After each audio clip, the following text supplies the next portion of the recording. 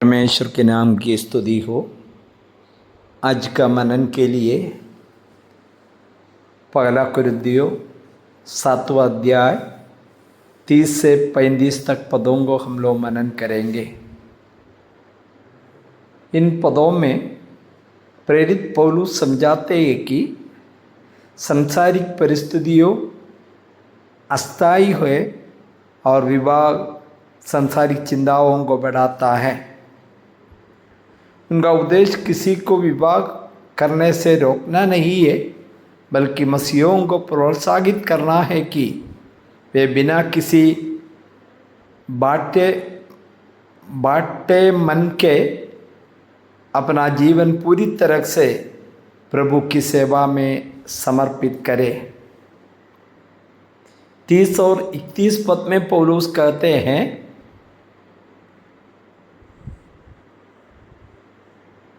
और रोने वाले ऐसा हो मानो रोते नहीं, और आनंद करने वाला ऐसे हो मानो आनंद नहीं करते, और मोल लेने वाला ऐसे हो कि मानो उनके पास कुछ है नहीं, और इस संसार के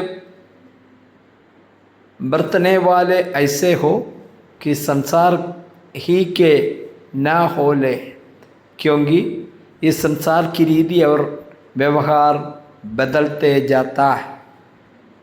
कहने का मतलब है, इस संसार का कोई भी वस्तु पर ज़्यादा हम लोग मन नहीं लगाना।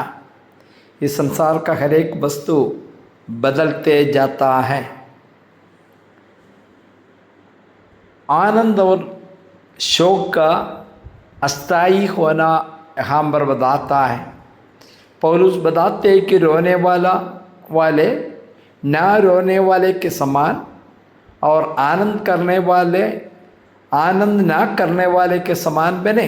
इसका अर्थ है कि मसीह विश्वासियों को सांसारिक दुखों या सुखों का अत्यधिक प्रभावित नहीं होना चाहिए, क्योंकि ये दुनिया और उसकी परिस्थितियाँ बदल रही है। जो लोग इस संसार का लाभ उठाते हैं वे ऐसे व्यवहार करें जैसे वे इसका पूरा उपयोग नहीं कर रहे हैं, क्योंकि इस संसार का वर्तमान स्वरूप मिट रहा है। और 32 से 34 तक पदों में पौलुस कहते हैं, सो मैं ये बताता हूँ कि तुम्हें चिंता ना हो।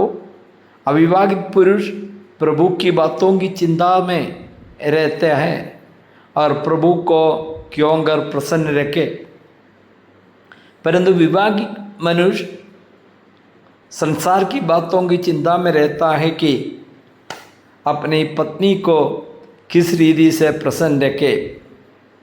विवाहित और अविवाहित में भी भेद है।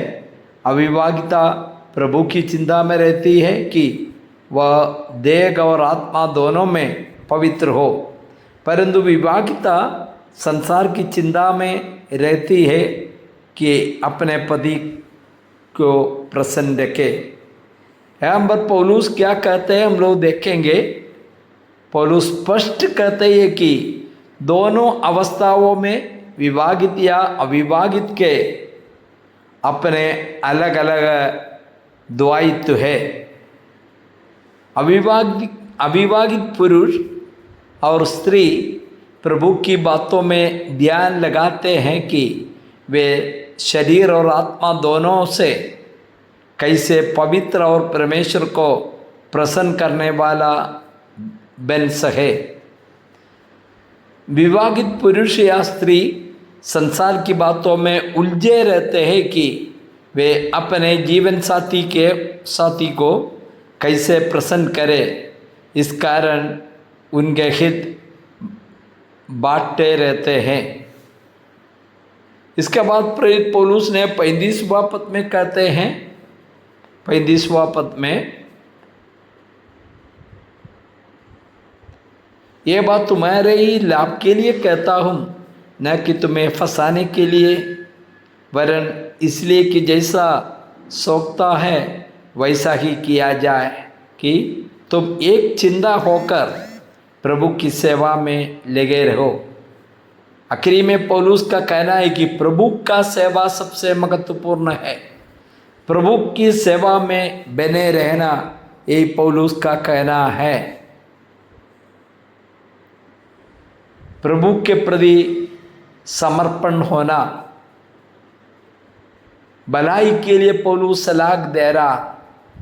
पौलुस कुरिन्थियों को बताते हैं कि उनकी ये सलाह किसी नियम या बंधन के रूप में नहीं है, बल्कि उनके स्वयं के लाभ के लिए है। उनका मुख्य उद्देश्य एक है कि विश्वासी बिना किसी रुकावट के शालीनता और रिश्ता के साथ प्रभु की सेवा में अपना जीवन, संपूर्ण जीवन लगा सके। मुझे सुनने वाला भाई लोग, ये वचन में खास करके बताते हमारा आखिरी जो लक्ष्य यही होना प्रभु का सेवा। विवाहित हो अविवाहित हो, प्रभु का सेवा में बने रहे, प्रभु को प्रसन्न करने के लिए अपना जीवन को समर्पित करना।